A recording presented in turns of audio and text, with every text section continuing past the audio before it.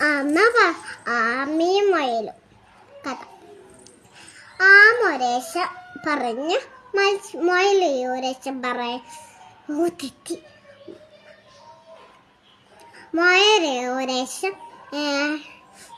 മത്സരവെക്കാൻ പറഞ്ഞു ഓടുന്ന ആവശ്യം.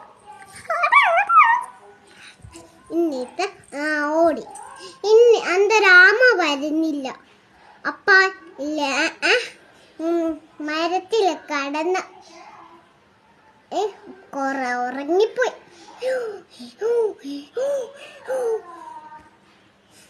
അന്തരാണ് ആമ വീടുള്ള കയ്യാടിക്കുന്ന ഒറ്റ കേട്ടിട്ട് മൂയിലെണീത്ത് നോക്കി.